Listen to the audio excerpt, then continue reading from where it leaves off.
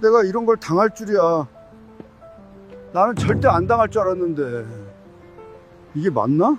바스락. 그 소리를 들으면 가슴이 철렁 내려앉습니다. 바람이 불 때마다 마른 잎 부서지는 소리가 들립니다. 마치 제 뼈가 부서지는 소리 같아서 밤마다 소스라치게 놀라 깨곤 하거든요. 그 소리를 들으면 가슴이 철렁 내려앉습니다. 제가 5년째 살고 있는 이 차가운 컨테이너 창문 너머로 제 자식 같던 소나무들이 갈색으로 변해가고 있습니다. 40년을 키운 나무들이 죽어가고 있는 겁니다. 물 한 모금 못 마시고 해풍에 소금기만 뒤집어 쓴 채 말라 비틀어지고 있습니다. 저도 함께 죽어가고 있고요. 1조 5천억짜리 리조트는 앙상한 골조만 남아서 거대한 흉물이 됐고 중국 업체는 820억을 벌어서 튀었다는데 저는 6억을 못 받아서 이 썩어가는 나무 옆에서 깡소주를 깝니다. 마이너스 마이너스 마이너스. 마디마디가 굵고 손바닥은 거북이 등껍질처럼 딱딱합니다. 손톱 밑에는 아무리 씻어도 지워지지 않는 흙물이 들어있고요. 손등에는 굵은 핏줄이 튀어나와 있어서 마치 오래 마른 나무 껍질 같기도 합니다. 새끼손가락 옆에는 삽자루에 눌려서 생긴 굳은 살이 동전만큼 두껍게 박혀 있거든요. 흙을 만지고 삽질을 하며 살아온 세월이 고스란히 박혀 있는 훈장 같은 손입니다. 저는 올해 63입니다. 평생을 나무와 함께 살았습니다. 나무를 심고 나무를 키우고 나무를 보내는 일을 40년 동안 해왔거든요. 23, 남들은 번듯한 직장 잡겠다고 넥타이 메고 다닐 때 저는 삽자루 하나 쥐고 조경판에 뛰어들었거든요. 그때는 다들 노가다라며 혀를 찼습니다. 젊은 놈이 할 짓이 없어서 흙 파먹고 사냐고요. 대학까지 나왔는데 왜 그런 고생길을 가냐고요. 아버지도 반대하셨습니다. 야, 너는 머리 썩히지 말고 공무원 시험이나 준비해라. 책상 앞에만 앉아 있으면 월급 꼬박꼬박 나온다. 근데 저는 그게 죽기보다 싫었습니다. 책상 앞에 앉아서 서류만 들여다보는 게 답답했거든요. 형광등 불빛 아래서 하루 종일 앉아 있으면 숨이 막힐 것 같았습니다. 어느 날 우연히 선배 따라 조경 현장에 나갔습니다. 아파트 단지 마무리 공사 현장이었는데 그날따라 하늘이 참 맑았거든요. 새로 깔아놓은 잔디 위로 물이 반짝이고 막 심어놓은 소나무에서 소량이 올라왔습니다. 삽으로 흙을 떠서 나무 뿌리 주변에 덮어주는데 이상하게 가슴이 뛰더군요. 아, 이건 좀 나랑 맞는 일 같다. 그날 그냥 결정을 해버렸습니다. 나는 책상 앞 말고 흙 위에서 일해보자. 그게 조경 인생의 시작이었습니다. 처음엔 정말 막노동이었습니다. 아파트 단지 조경 현장에서 삽질하고 흙 나르고 잔디 까는 일을 했거든요.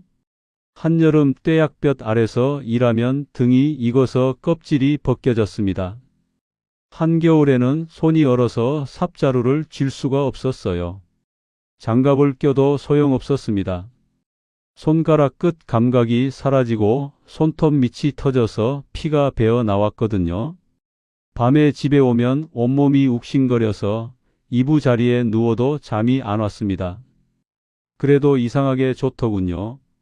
비 온 다음 날 아침 현장에 나가면 흙냄새가 코를 확 찌릅니다. 그 냄새 맡으면 몸이 먼저 반응합니다. 야, 일하러 가자. 몸이 그렇게 말하는 것 같았거든요.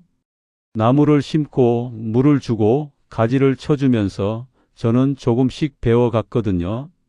어떤 나무가 어떤 흙을 좋아하는지, 어떤 나무가 햇빛을 좋아하고 어떤 나무가 그늘을 좋아하는지. 책에서는 배울 수 없는 것들이었습니다.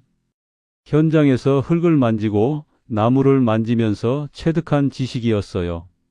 선배들한테 혼도 많이 났습니다. 야, 이 새끼야. 소나무를 그렇게 심으면 어떡해? 뿌리가 꺾이잖아. 다시 파. 그러면 저는 다시 파서 심었습니다. 한 그루를 심는데 서너 번씩 다시 심기도 했거든요. 근데 그게 다 공부였습니다. 한 그루 한 그루. 제가 심은 나무들이 계절을 몇 번 지나면서 조금씩 굵어지고 키가 자라고 가지가 퍼지는 걸 보는 게 그게 그렇게 뿌듯했습니다. 나중에는 단순 인부에서 반장이 되고 현장을 맡아보기도 했습니다. 그 와중에 아내를 만나 결혼했고 애 둘이 태어났고요. 30 중반쯤에서야 마음을 먹었습니다. 남 밑에서 삽질만 하다 죽을 수는 없다. 나도 내 이름 걸고 해보자. 그렇게 시작한 게 제 조경업체였습니다. 트럭 한 대 빚내서 사고 창고 비슷한 사무실 하나 얻고 나무 몇 그루 사다 놓고 처음엔 직원도 없이 혼자 뛰었습니다. 현장 잡으면 삽질하고 없으면 거래처 돌아다니면서 명함 돌리고 밤이면 소주 한 병 사 들고 집에 들어갔습니다. 아내는 말없이 안주를 내어주고 제가 툭툭 내뱉는 투덜거림을 다 들어줬습니다. 당신 조금만 더 버텨요. 당신은 손이 야무져서 사람들 금방 알아볼 거예요. 그 말이 참 고마웠습니다. 세월이 지나면서 단지 몇 군데 맡고 빌라 단지 조경도 맡고 공장 부지 조경도 들어갔습니다. 직원이 하나둘 늘어났고 중고 트럭이 한 대 더 생겼습니다. 그렇게 40년을 보냈습니다. 맨손으로 시작해서 중고 트럭 한 대 장만하고 직원 5명 거느린 조경업체 사장이 됐거든요. 큰 부자는 못 됐어도 남한테 아쉬운 소리 안 하고 빚 없이 살았으니 성공한 인생이라고 생각했습니다. 자식 둘 대학 공부 다 시켰습니다. 큰애는 서울에서 회사 다니고 작은애는 결혼해서 인천에 살고 있거든요. 둘 다 제 손 안 타고 자립했습니다. 그게 자랑이었어요. 아내랑 노후에 오순도순 살려고 경기도 외곽에 작은 땅도 하나 봐뒀습니다. 거기에 작은 집 하나 지어서 텃밭도 가꾸고 개 한 마리 키우면서 살려고 했어요. 소박한 꿈이었습니다. 큰 욕심 안 부렸습니다. 그냥 건강하게 나무 가꾸면서 손주들 보러 가끔 서울 가고 아내랑 시골장 구경도 다니고 그렇게 살려고 했거든요. 아침에 일어나서 커피 한 잔 마시고 농장에 나가서 나무들 보살피고 저녁에 아내랑 산책하고 그런 평범한 노후를 꿈꿨습니다. 성실하게 살았습니다. 새벽 5시면 어김없이 농장에 나가서 나무들을 살폈거든요. 가지치기 하나를 해도 직원들 안 시키고 제 손으로 직접 했습니다. 나무라는 게 참 묘해요. 주인의 발자국 소리를 듣고 자란다는 말이 있지 않습니까? 그 말이 진짜입니다. 제가 정성을 쏟으면 잎사귀 때깔부터가 달라지더군요. 푸르름이 다르고 윤기가 다르고 가지 뻗는 모양도 다릅니다. 사람이 키우는 나무와 그냥 자라는 나무는 확실히 차이가 나거든요. 조경업계 사람들이 제 농장에 오면 다들 감탄했습니다. 박 사장 나무는 다르다고요. 농장에 나가면 제일 먼저 하는 일이 있습니다. 나무들한테 인사를 하는 겁니다. 잘 잤어? 오늘 컨디션 어때? 그렇게 말을 걸면서 한 그루 한 그루 돌아보거든요. 직원들은 웃었습니다. 사장님 나무한테 말 걸어봐야 알아듣겠어요? 근데 알아듣습니다. 정말로 알아들어요. 제가 며칠 안 가면 나무들이 시무룩해 보이거든요. 잎이 처지고 생기가 없어 보입니다. 제가 가서 물 주고 말 걸어주면 다음 날 확 달라져요. 제 농장에는 장군송이라고 부르는 소나무가 한 그루 있었습니다. 키가 5m가 넘고 가지가 용이 승천하는 것처럼 뻗은 명품 중에 명품이었거든요. 제가 25살 때 제 손가락만 한 묘목을 심어서 38년을 키운 나무였습니다. 그 나무는 제 자랑이었습니다. 조경업계 사람들이 소문을 듣고 찾아왔거든요. 한번 보자마자 입이 떡 벌어졌습니다. 이거 팔 생각 없어요? 얼마 주면 돼요? 1억? 1억 5천? 그렇게 가격을 불렀어요. 웬만한 서울 아파트 전셋값은 나가는 귀한 몸이었습니다. 조경 좀 안다는 사람들이 와서 팔라고 사정을 해도 저는 콧방귀도 안 뀌었거든요. 이건 내 자존심입니다. 돈으로 따질 물건이 아니에요. 그렇게 튕겼습니다. 언젠가 정말 멋진 곳, 대한민국에서 제일 좋은 자리에 심어주고 싶었습니다. 제 인생의 마지막 역작으로 남기고 싶었던 겁니다. 38년을 키운 이 나무가 제 손을 떠나 정말 빛나는 자리에 서 있는 걸 보고 싶었거든요. 그러다 2018년 가을이었습니다. 영종도 미단시티의 복합 리조트가 들어선다는 소식이 들려오더군요. 규모가 어마어마했습니다. 1조 5천억 원, 호텔, 카지노, 쇼핑몰까지 다 들어가는 초대형 프로젝트라고 했거든요. 뉴스에도 나왔습니다. 인천공항 옆에 세계적인 리조트가 들어선다. 제2의 마카오를 꿈꾼다. 외국인 관광객 연간 100만 명 유치 목표. 그런 화려한 문구들이 쏟아졌거든요. 어느 날 예전에 같이 일했던 건설사 김 전무한테서 연락이 왔습니다. 박 사장, 이번에 영종도 현장 조경 한번 맡아볼 생각 없어? 중국 자본이라 돈 걱정은 없고 세계적인 랜드마크가 될 거야. 박 사장 실력이면 충분해. 귀가 솔깃해지더군요. 그냥 아파트 단지 조경이 아니었습니다. 세계적인 리조트라잖아요. 거기 제 나무들이, 특히 제 분신 같은 장군송이 심어진다면 제 40년 조경 인생의 활용점정이 될 것 같았거든요. 현장 설명회에 갔습니다. 영종도 바닷가 인천공항에서 10분 거리였습니다. 입이 떡 벌어지더군요. 바다가 훤히 내려다 보이는 명당이었습니다. 담당자가 족감도를 보여주는데 눈이 부실 정도로 번쩍번쩍했거든요. 외국인들이 캐리어 끌고 드나들고 화려한 조명이 건물을 감싸고 그 입구에 멋진 소나무들이 줄지어 서 있는 그림이었습니다. 담당자가 침을 튀기며 자랑을 하더군요. 여기가 제2의 마카오가 됩니다.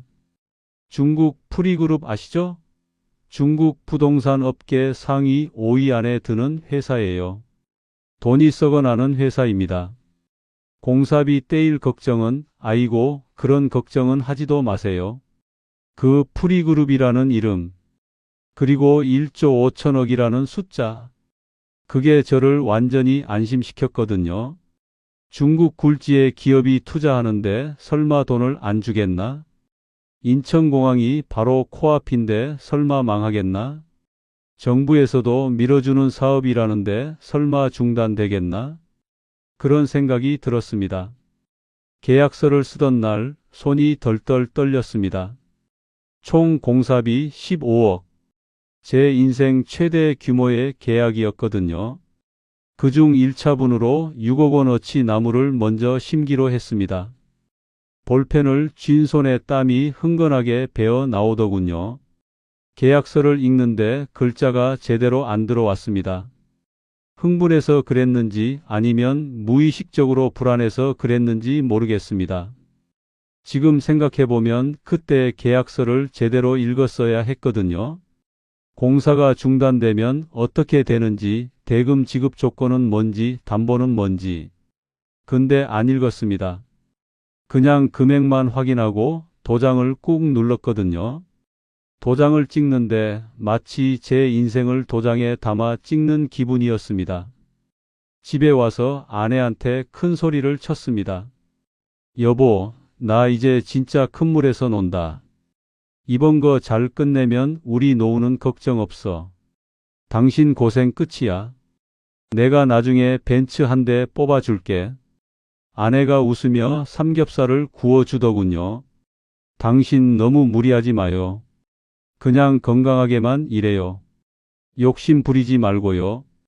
아내는 항상 그렇게 말했습니다. 욕심 부리지 말라고요. 근데 저는 그 말이 귀에 안 들어왔습니다. 이미 제 머릿속은 성공한 미래로 가득 차 있었거든요. 소주 한 잔을 입에 털어 넣는데 그렇게 달 수가 없었습니다. 세상이 다 제 발 아래 있는 것 같았거든요. 이번 일만 잘 끝내면 조경업계에서 제 이름이 남을 것 같았습니다. 박 사장 나무는 다르다. 그런 소리를 들을 것 같았어요. 그때는 몰랐습니다. 그 달콤한 술잔이 제 인생을 망가뜨릴 독배가 될 줄은요. 제 인생의 혹독한 겨울이 그렇게 오고 있다는 걸 저는 까맣게 모르고 웃고만 있었습니다.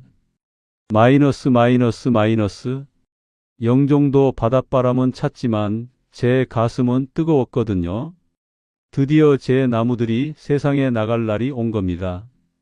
제 농장에 있던 나무들을 옮기는 날이었습니다.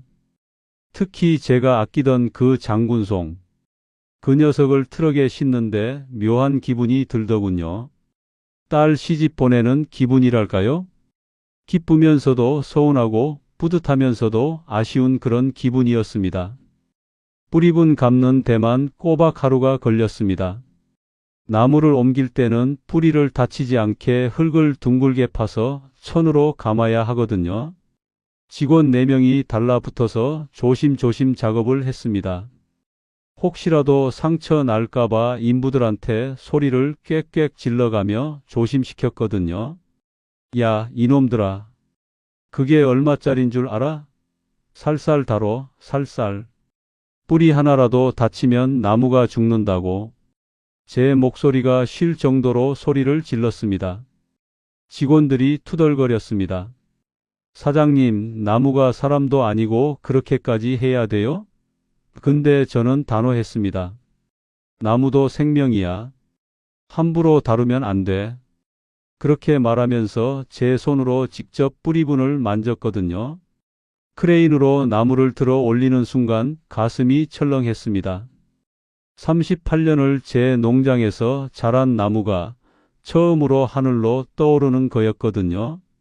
혹시 줄이 끊어지면 어쩌나? 혹시 넘어지면 어쩌나? 그런 걱정에 심장이 쿵쿵 뛰었습니다. 트럭에 실을 때도 조심 또 조심이었습니다. 나무가 흔들리지 않게 로프로 단단히 고정하고 가지가 부러지지 않게 천으로 감싸주고 그렇게 정성껏 준비를 했거든요. 현장에 도착해서 나무를 심는데 자리가 기가 막혔어요. 리조트 정문 바로 옆 바다가 한눈에 들어오는 자리였거든요. 아침에는 해가 떠오르고 저녁에는 노을이 지는 그 자리였습니다. 크레인으로 나무를 들어 올리고 구덩이에 안착시키는 순간 제 심장이 쿵쿵 뛰더군요. 아, 이거다. 내 인생작이다. 이 자리에 서 있는 이 나무가 앞으로 수십 년 동안 사람들한테 감동을 줄 거다. 그런 생각이 들었습니다. 지나가는 사람들이 다 쳐다봤습니다. 현장 소장도 엄지를 치켜 세우더군요. 박 사장님, 나무가 기가 막히네요. 건물이 확 살아납니다. 이거 완공되면 여기가 명소 되겠어요. 그 칭찬 한마디에 40년 고생이 다 씻겨 내려가는 것 같았어요. 매일 새벽 4시에 일어나 영종도로 출근했습니다. 인천대교를 건널 때마다 콧노래가 나왔거든요. 통행료가 비싸도 아깝지 않았습니다. 저 다리 건너에 내 꿈이 자라고 있었으니까요. 나무 80그루를 심었습니다. 소나무, 향나무, 배롱나무, 단풍나무. 제 농장에 정예 멤버들이 다 출동했거든요. 각각의 나무마다 사연이 있었습니다. 이 나무는 15년 키운 거고 저 나무는 20년 키운 거고 심는 걸로 끝이 아니었습니다. 자리를 잡을 때까지 매일 물을 주고 영양제를 꽂아주고 지지대를 점검했습니다. 바닷바람이 세니까 지지대를 튼튼하게 박아야 했거든요. 나무들도 제 정성을 알았는지 뿌리를 잘 내리는 것 같았어요. 새순이 돋아나고 잎이 파릇파릇해졌거든요. 그걸 보고 있으면 밥 안 먹어도 배가 불렀습니다. 아침에 현장에 나가서 나무들을 보는 게 그렇게 행복할 수가 없었어요. 주변 분위기도 좋았습니다. 여기저기서 크레인이 돌아가고 레미콘 트럭이 줄을 지어 들어왔거든요. 한바집은 사람들로 미어터졌습니다. 다들 활기가 넘쳤어요. 여기 완공되면 집값 뛴다. 상가 분양받으려는 사람들이 줄을 섰다. 벌써 예약금 넣은 사람이 수백 명이래. 그런 말들이 오갔습니다. 저도 덩달아 신이 났거든요. 이번 공사 대금 받으면 트럭도 새 걸로 바꾸고 아내랑 유럽 여행도 가야지. 그런 행복한 상상을 했습니다. 중간 정상금으로 1억 원이 들어왔습니다. 약속한 날짜에 정확히 꽂히더군요. 통장 문자를 보는데 눈물이 날 것 같았습니다. 역시 대기업은 다르네. 중국 돈이라더니 깔끔하네. 의심은 눈 녹듯이 사라졌습니다. 그래서 더 무리했어요. 원래 계약보다 더 좋은 자재를 썼거든요. 제주도에서 화산석을 공수해 오고 잔디도 최고급으로 깔았습니다. 조경석도 비싼 걸로 골랐어요. 제 돈을 먼저 써서라도 완벽하게 만들고 싶었습니다. 어차피 나중에 다 받을 돈이니까요. 지금 투자하면 나중에 몇 배로 돌아온다. 그렇게 생각했거든요. 제 통장에서 3억이 빠져나갔습니다. 근데 걱정이 안 됐어요. 공사가 순조롭게 진행되고 있었으니까요. 골조가 쑥쑥 올라가는 걸 보면서 저도 같이 올라가는 기분이었습니다. 27층까지 골조가 올라갔습니다. 멀리서 봐도 웅장하더군요. 바다 위로 우뚝 솟은 그 건물을 볼 때마다 가슴이 벅차올랐습니다. 내가 저 건물 조경을 했다. 그 자부심이 대단했거든요. 현장 인부들이랑 소주를 마시는 날이 있었습니다. 다들 신이 나서 떠들어댔어요. 박 사장님, 여기 완공되면 사장님 이름 날 겁니다. 전국에서 조경 의뢰 들어올 거예요. 그런 말을 듣고 있으면 제가 벌써 유명 인사라도 된 것 같았습니다. 집에 가면 아내한테 자랑을 늘어놨습니다. 여보, 오늘 현장 소장이 그러는데 우리 나무들 때문에 건물이 확 살아났대. 완공되면 조경계에서 상 받을 수도 있대. 신문에도 나올 거래. 아내는 웃으면서도 걱정을 했거든요. 당신 돈은 제때 받고 있어요? 중국 회사라고 하니까 좀 불안한데. 혹시 나중에 문제 생기는 거 아니에요? 괜찮아, 괜찮아. 벌써 1억 받았어. 나머지도 공정대로 다 나올 거야. 계약서에 다 명시돼 있어. 저는 자신만만했습니다. 근데 그게 제 발등을 찍을 줄은 꿈에도 몰랐습니다. 그때 멈췄어야 했어요. 그때 욕심을 부리지 말았어야 했습니다. 나무가 너무 잘 자라는 게 오히려 불길한 징조였을까요? 폭풍우가 오기 전에 바다가 가장 고요하다는 걸 저는 그때 알았어야 했습니다. 마이너스. 뭔가 이상했어요.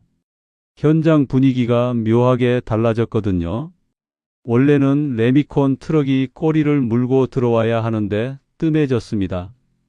망치 소리, 기계 돌아가는 소리로 시끄러워야 할 현장이 가끔씩 조용해질 때가 있었거든요. 인부들 사이에서 수군거리는 소리가 들렸습니다. 야, 철근팀 돈 못 받았다며. 중국에서 돈이 안 들어온다는데? 가슴이 철렁했습니다. 설마 했어요. 현장 사무실에 찾아갔습니다. 소장님, 요즘 분위기가 왜 이래요? 기성금 청구한 거 언제 나옵니까? 소장은 웃으면서 커피를 타주더군요. 아유, 박 사장님. 걱정 마세요. 중국 본사에서 송금 절차가 좀 까다로워서 늦어지는 거예요. 외환 송금이 원래 며칠씩 걸리잖아요. 다음 달이면 다 해결됩니다. 그 말을 믿었습니다. 아니, 믿고 싶었거든요. 이미 제 돈 3억이 들어가 있는 상태였습니다. 여기서 멈추면 그 돈이 묶입니다. 어떻게든 공사를 진행시켜서 완공을 봐야 돈을 받을 수 있었어요. 그래서 계속했습니다. 직원들 월급은 제 통장을 털어서 줬거든요. 자재상 결제도 제 카드로 막았습니다. 곧 나온대. 조금만 기다려. 직원들을 다독였어요. 근데 약속한 다음 달이 됐는데도 돈은 안 들어왔습니다.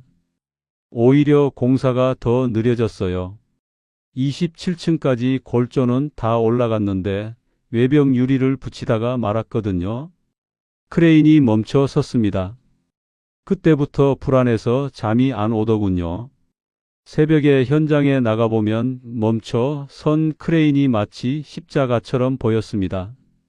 제 나무들은 여전히 그 자리에서 바닷바람을 맞고 서 있었거든요. 주인님, 물 안 주세요? 그렇게 묻는 것 같았습니다. 공사가 멈추니 관리가 안 됐습니다.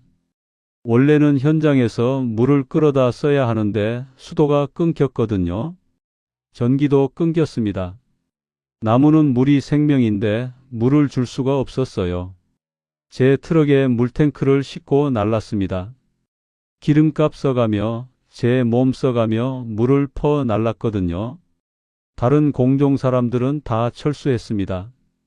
철근 팀도 가고 전기 팀도 갔어요. 근데 저는 못 갔습니다. 나무는 생명이니까요. 두고 가면 죽으니까요. 사장님, 우리도 이제 그만하죠. 돈도 안 나오는데 언제까지 물만 주고 있어요. 직원들이 불만을 터뜨렸습니다. 할 말이 없었어요.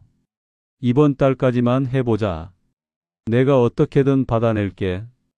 거짓말쟁이가 된 기분이었습니다. 그때 코로나가 터졌습니다. 핑계가 생겼죠. 코로나 때문에 중국에서 사람이 못 들어온다. 코로나 때문에 자금 이동이 막혔다. 시행사는 그 핑계 뒤에 숨었거든요. 저는 그 말이 사실이기를 빌었습니다. 코로나만 끝나면 다시 돈이 돌고 공사가 재개될 거라고 믿었어요. 하지만 그건 순진한 착각이었습니다. 이미 배는 가라앉고 있었는데 저는 구멍난 배에서 물을 퍼내고 있었던 겁니다. 밤에 현장을 지키고 있으면 바닷바람이 을씨년스럽게 불어왔습니다. 휙, 휙. 철근 사이로 바람이 지나가는 소리가 귀신 우는 소리 같았거든요. 저 멀리 인천공항에서 비행기가 뜨는 불빛이 보였습니다. 사람들은 다 어디론가 떠나가는데 저는 이 자리에 뿌리 박혀 움직일 수가 없었습니다. 통장 잔고를 확인했습니다. 800만 원. 그게 다였습니다. 제 인생 40년을 모은 돈이 그게 다였어요. 그날 밤 저는 컨테이너 바닥에 주저앉아 울었습니다. 마이너스 마이너스 마이너스. 시간은 야속하게 흘러갔습니다. 현장은 완전히 멈췄어요. 유치권 행사를 알리는 플래카드만 여기저기 나부꼈거든요. 공사대금 지급하라. 내 피 같은 돈 내놔라. 저도 그 옆에 플래카드를 걸었습니다. 하지만 플래카드가 밥을 먹여주지는 않더군요. 제 통장 잔고는 바닥을 드러냈습니다. 직원들도 하나둘 떠났어요. 사장님, 죄송해요. 저도 처자식 먹여 살려야 해서요. 그들을 잡을 수가 없었습니다. 밀린 월급만 겨우 챙겨주고 보냈거든요. 결국 저 혼자 남았습니다. 넓은 현장에 저 혼자 물통을 지고 다녔습니다. 허리가 끊어질 것 같더군요. 관절마다 뚝뚝 소리가 났습니다. 그래도 멈출 수가 없었습니다. 하루라도 물을 안 주면 잎이 처지는 게 눈에 보였으니까요. 근데 한계가 왔습니다. 여름 가뭄이 지독했거든요. 제가 나르는 물로는 80그루를 감당할 수가 없었어요. 가장자리부터 나무들이 시들기 시작했습니다. 초록색 잎 끝이 노랗게 변하더니 이내 갈색으로 말라비틀어지더군요.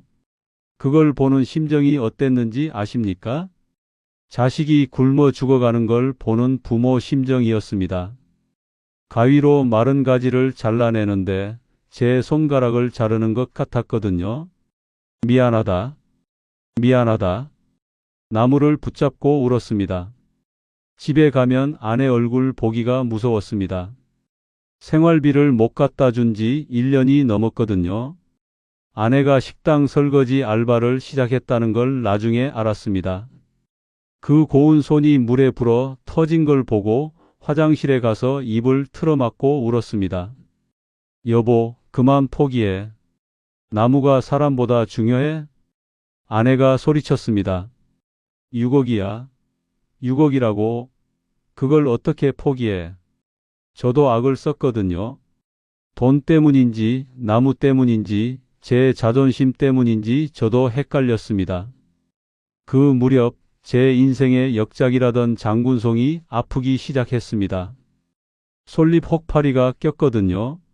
원래 같으면 바로 약을 치고 영양제를 줬을 텐데 돈이 없었습니다. 약값이 없어서 맹물만 뿌려줬어요. 천천히 아주 천천히 죽어가더군요. 그 위풍당당하던 기세는 사라지고 껍질이 벗겨지고 잎이 우수수 떨어졌거든요. 그 나무가 죽던 날 저는 소주 3병을 마시고 현장 바닥에 쓰러져 잤습니다. 꿈에서 나무가 저를 원망하더군요. 왜 나를 여기로 데려왔냐고. 왜 나를 죽였냐고. 아침에 눈을 떴는데 땀에 눈물 자국이 말라붙어 있었습니다. 자재상에서 독촉 전화가 왔습니다. 박 사장님, 이거 언제 주실 겁니까? 저도 살아야죠. 할 말이 없었어요. 은행에서 대출 독촉 문자가 왔습니다. 연체 21차. 신용 등급 하락 예정. 휴대폰을 던져버리고 싶었거든요. 집에 압류 통지서가 날아왔습니다. 아내가 그 종이를 들고 울고 있었습니다. 당신 때문에 우리 집까지 날아가는 거야. 그 말에 저는 아무 대꾸도 못했습니다. 마이너스. 스마트폰으로 기사를 보는데 손이 덜덜 떨려서 폰을 떨어뜨릴 뻔했거든요. 미단시티 중국 업체, 토지 매각 차익 820억 챙겨. 눈을 의심했습니다. 개발을 하라고 준 땅을 개발은 안 하고 야금야금 팔아먹었다는 겁니다. 1단계 사업지는 공사하다 말고 흉물로 남겨두고 옆에 있던 2단계, 3단계 부지를 다른 업체에 팔았답니다. 그 차익만 820억 원. 피가 거꾸로 솟았습니다. 우리는 돈이 없어서 공사를 못한다고 조금만 기다려 달라고 사정사정하더니 뒤로는 땅 장사를 하고 있었던 겁니다. 이 사기꾼 놈들아. 현장 사무실 컨테이너를 발로 차고 소리를 질렀거든요. 하지만 들어주는 사람은 아무도 없었습니다. 사무실은 이미 텅 비어 있었고 먼지만 날렸어요. 알고 보니 처음부터 계획된 거였는지도 모릅니다. 애초에 리조트를 완공할 생각이나 있었을까요? 그냥 땅값 오르면 팔고 튀려는 속셈 아니었을까요? 거기에 우리 같은 하청업체들은 들러리였던 겁니다. 화려한 족감도는 미끼였고요. 법무사를 찾아갔습니다. 유치권이라도 걸어야 한다고 해서요. 근데 법무사가 한숨을 쉬더군요. 사장님, 유치권 걸어도 쉽지 않아요. 건물이 완공이 돼야 경매를 넘기든 뭘 하든 하는데 저건 짓다 만 거라 낙찰받을 사람도 없어요. 그리고 선순위 대출이 너무 많아서 사장님 차례까지 돈이 올지 모르겠습니다. 하늘이 무너지는 것 같았습니다. 6억 원. 제 전 재산이었거든요. 아니, 빚까지 냈으니 마이너스였습니다. 자재상들이 저한테 소송을 걸어왔습니다. 집에 압류 딱지가 붙었어요. 아내가 짐을 쌌습니다. 당신 미쳤어. 나무 귀신에 씌었어. 난 더 이상 못해. 아내를 잡을 수가 없었습니다. 빈집에 혼자 남겨진 저는 도망치듯 다시 현장으로 왔거든요. 갈 곳이 없었습니다. 집은 경매로 넘어갈 판이고 아내는 떠났고 제가 갈 곳은 이 죽어가는 나무들 옆 차가운 컨테이너뿐이었습니다. 그게 2023년 겨울이었습니다. 마이너스 마이너스 마이너스. 살을 애는 게 아니라 뼈를 깠거든요. 전기난로 하나 없는 컨테이너 바닥에 스티로폼을 깔고 누웠습니다. 입김이 하얗게 피어오르더군요. 밤이면 무서웠습니다. 귀신이 무서운 게 아닙니다. 바람에 덜컹거리는 문소리가 빚쟁이들이 문 두드리는 소리 같아서 무서웠거든요. 27층짜리 폐건물이 달빛을 받으면 거대한 괴물처럼 보였습니다. 아침에 눈을 뜨면 제일 먼저 하는 일이 뭔지 아십니까? 살아있는 나무 숫자를 세는 겁니다. 어제는 60그루, 오늘은 59그루. 하나씩 줄어들거든요. 죽은 나무는 베어내야 합니다. 그대로 두면 병충해가 옮으니까요. 제 손으로 심은 나무를 제 손으로 톱질해서 베어낼 때의 기분을 아십니까? 내 팔다리를 자르는 것 같습니다. 미안하다. 주인 잘못 만나서. 나무를 껴안고 중얼거립니다. 밥은 라면으로 때웁니다. 가스버너에 물을 끓이면서 생각하죠. 내가 대체 뭘 한 건가? 40년 동안 흙 파고 나무 심어서 이룬 게 고작 이건가?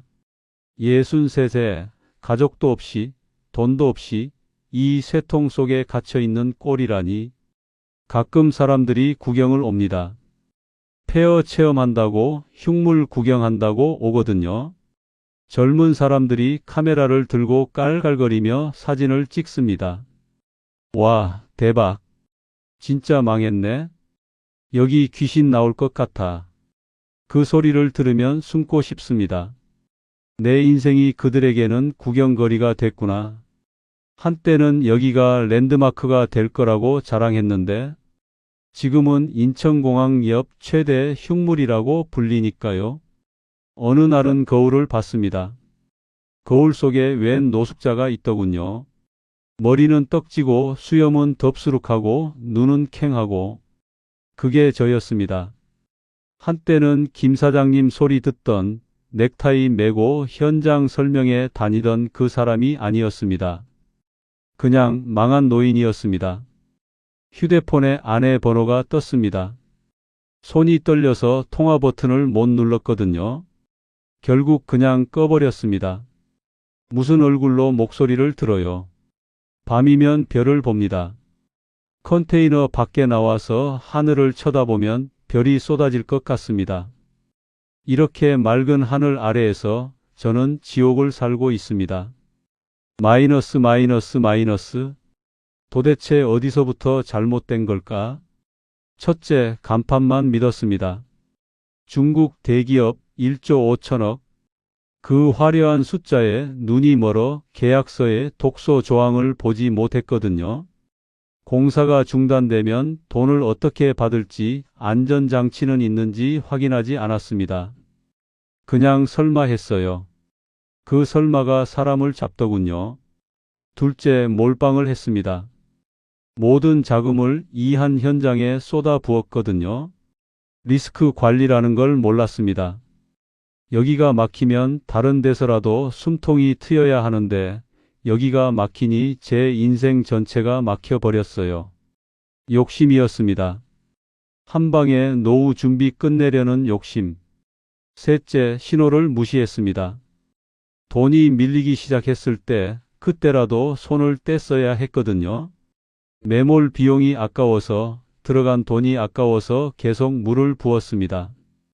밑 빠진 독인 줄 알면서도 내가 물을 빨리 부으면 채워질 거라고 착각했어요.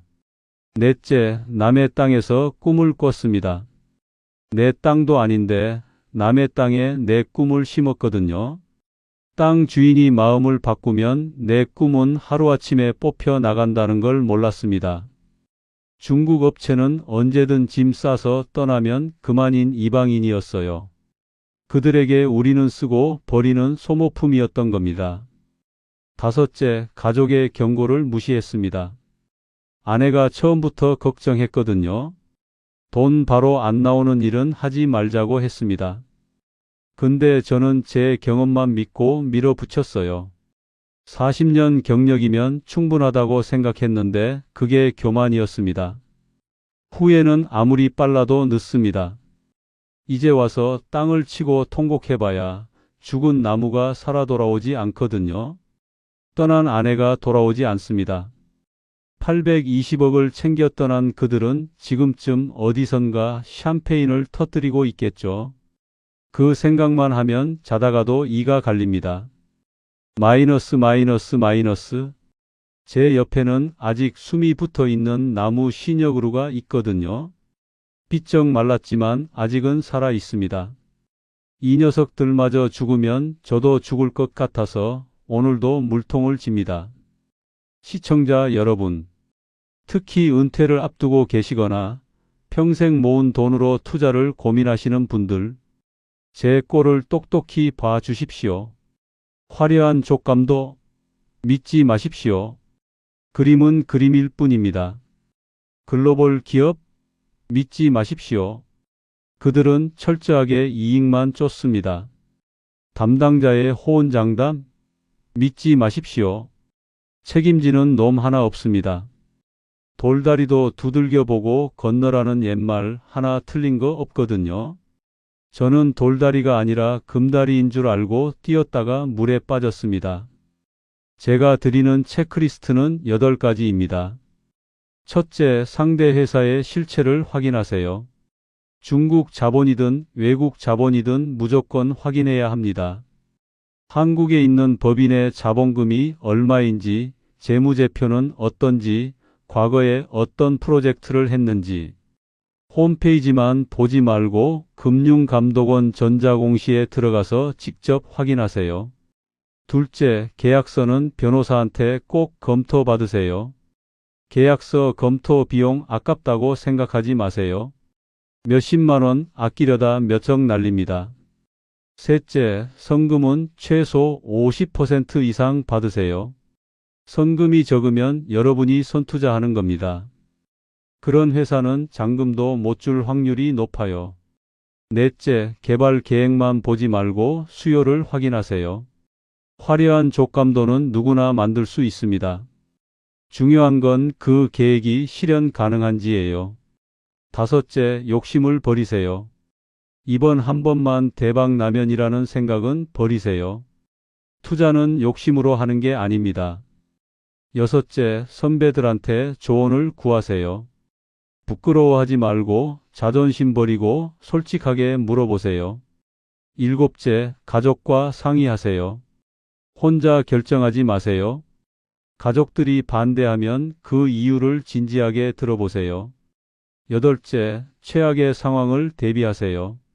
만약 이 일이 실패하면 어떻게 될지 미리 생각해 보세요. 그 최악의 상황을 감당할 수 있으면 하세요. 감당 못하면 절대 하지 마세요. 만약 자녀분들 중에 부모님이 갑자기 어디 땅 산다, 상가 한 칸 본다, 리조트 옆에 뭐 나온다 이런 말씀하시면 그냥 놔두지 마십시오. 같이 가서 현장도 보고 계약서도 같이 읽어보고 반대할 건 반대해 주셔야 합니다.